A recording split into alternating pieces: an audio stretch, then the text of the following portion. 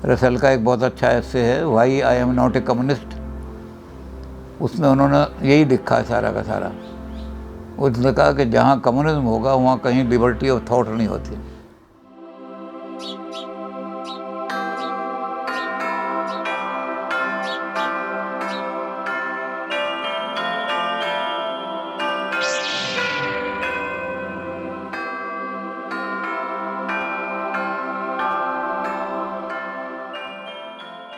अच्छा गुरुजी, एक प्रश्न आया है और उन्होंने कार्ल पॉपर के बारे में जानना चाहा है। तो ये किस तरह के दार्शनिक हैं? दार्शनिक ही हैं या कोई और क्षेत्र है? तो आप बताएं प्लीज़। कार्ल पॉपर जो हैं वो राजनीतिक विचारक हैं, political thinker, political philosopher, academic philosopher नहीं है वो। तो उनके बारे में पॉलिटिकल साइंस वाले ही कुछ बता सकते हैं, क्योंकि वो पॉलिटिकल थॉट के बहुत ऊंचे आदमी हैं। थोड़ा बहुत हम उनके बारे में ये जान सकते हैं कि कार्ल मार्क्स का और फासिज्म का, फासिज्म तो डिक्टेटरशिप होती है और कार्ल मार्क्स की भी डिक्टेटरशिप चल रही थी, डिक्टेटरशिप थी पुरोत्तर। तो उन्होंने बहुत क्रिटिसिज्म किया है, मार्क्सिज्म के बड़े भारी क्रिटिक हैं वो। 2 किताबें उन्होंने लिखी हैं। एक किताब का नाम है open society and it's enemies, 2 volume में है ये। फासिस्ट हिटलर वगैरह तो हैं ही ओपन सोसाइटी के एनिमी, लेकिन उन्होंने 2 आदमियों को बहुत ज़्यादा क्रिटिसाइज़ किया। एक पूरा वॉल्यूम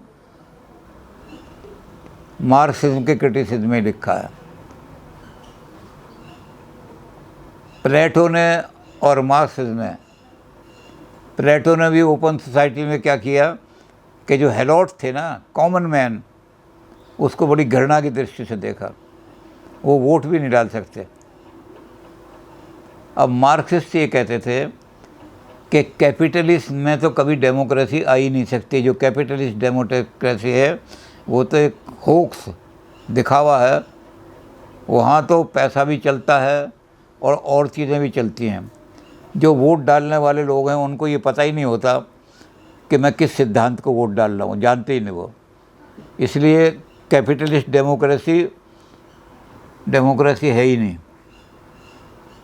डेमोक्रेसी असली जब आएगी जब कम्युनिज्म आ जाएगा। हमारा डिक्टेटरशिप जो है वो टेम्परेरी फेज है।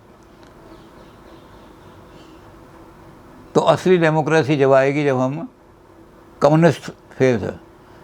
उसमें क्या होगा कि जो भी आदमी वोट डालेगा वो सिद्धांत को अच्छी तरह जानता होगा, कम्युनिज्म क्या है, क्या सिद्धांत हैं उसके, मैं किस चीज़ को वोट कर दे रहा हूँ, किस चीज़ को समर्थन कर रहा हूँ। तो असली डेमोक्रेसी जब आएगी। लेकिन ये कहते हैं वो डेमोक्रेसी क्या होगी, वो तो एक कंडीशनड सोसाइटी हो गई। यानी कम्युनिस्ट ही वोट डाल सकेगा और दूसरे आदमी को तो आप। तो इस तरह से इन्होंने ओपन सोसाइटी का एनिमी है कम्युनिज्म। बिल्कुल ओपन सोसाइटी कभी नहीं बनने देगा वो। बहुत सारे लोगों ने कहा ओपन सोसाइटी लिबरल, जहाँ लिबरल हो, और लिबरल में उन्होंने क्या रखा, लिबर्टी ऑफ थॉट।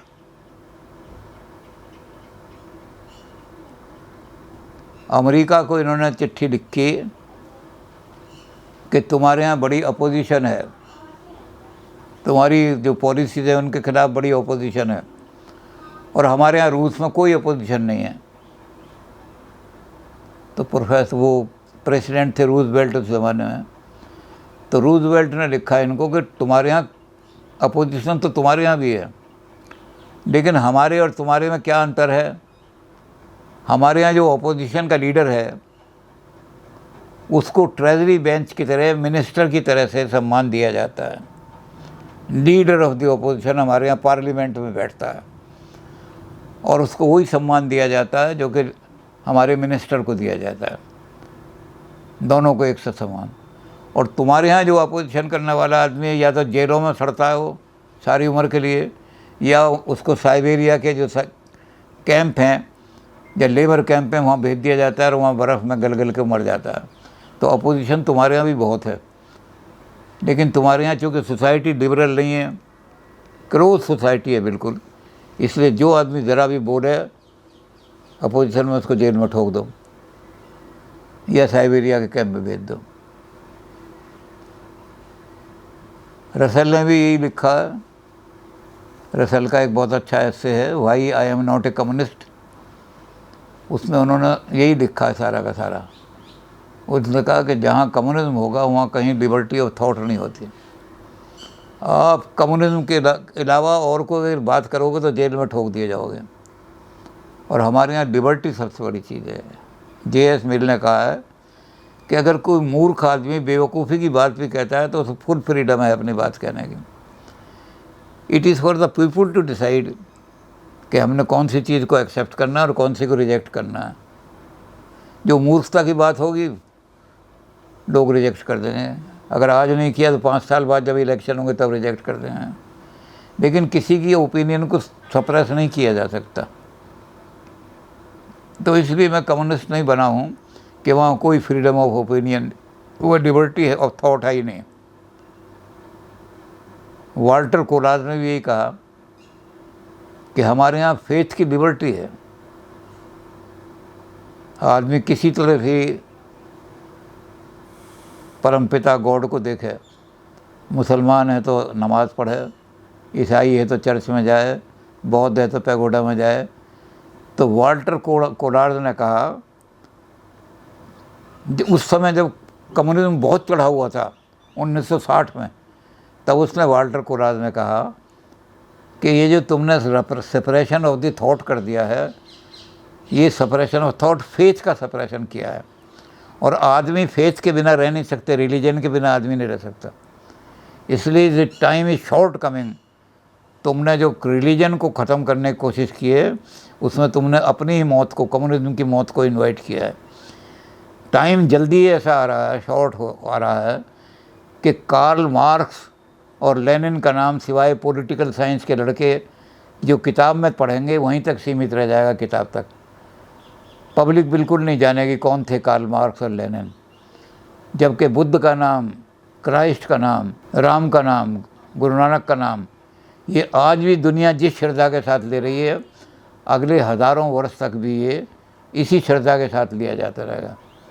तो लोगों को लिबर्टी दो, थिंकिंग की, फेथ की लिबर्टी दो, क्लोज सोसाइटी। तो कार्ल पॉपर ने अपनी किताब में ओपन सोसाइटी, क्योंकि ये हमारी फिलॉसफी का विषय नहीं है, ये पॉलिटिकल थिंकिंग का विषय है, पॉलिटिकल थॉट।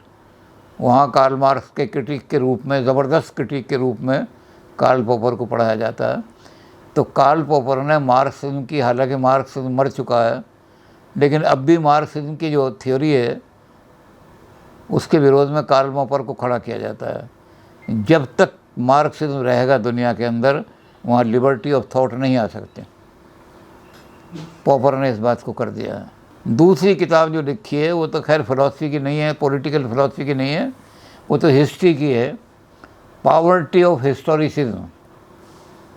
आप हिस्ट्री को एक ही लाइन में, एक डायलेक्टिकल मेथड से हिस्ट्री चल रही है, और उसमें जो सारी फोर्सेस ऑफ इकोनॉमिक प्रोडक्शन है वो सारी हिस्ट्री को गाइड करके लीनियर चला रही हैं।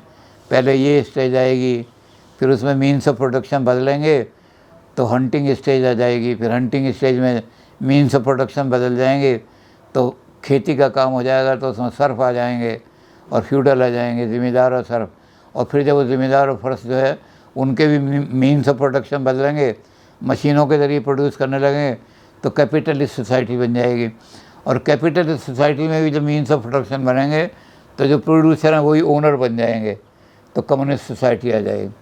तो ये जो इतिहास का एक लीनियर प्रोग्राम मार्क्स ने रखा, तो कार्ल पॉपर ने अपनी किताब में पॉवर्टी ऑफ हिस्टोरिसिज्म में दिखाया है कि हिस्ट्री जो है वो मार्क्स के कहने से नहीं चली। हिस्ट्री ने मार्क्स को कई जगह धोखा दिया, मार्क्स फेल हो गए वहाँ। तो वो हिस्ट्री वाले उसको एरर है। वैसे तो पॉलिटिकल साइंस में भी इसका काम आ जाता है बहुत सारा, क्योंकि ये कहते थे कि क्रांति जो आएगी दुनिया में वो इस इंडस्ट्रियल सोसाइटी में आएगी, जहाँ कैपिटलिज्म बड़ा मैच्योर हो जाएगा, वहाँ लेबर इतनी पावरफुल हो जाएगी कि इसको उठा के पटक देगी। लेकिन जो सोसाइटी थी इंडस्ट्रियल, वहाँ आया ही नहीं कम्युनिज्म। सबसे ज़्यादा इंडस्ट्रियल रिवॉल्यूशन इंग्लैंड में हुआ था पहले, और इंग्लैंड के बाद अमेरिका में गया। इंग्लैंड में कम्युनिज्म का नाम लेने वाला भी कोई नहीं है,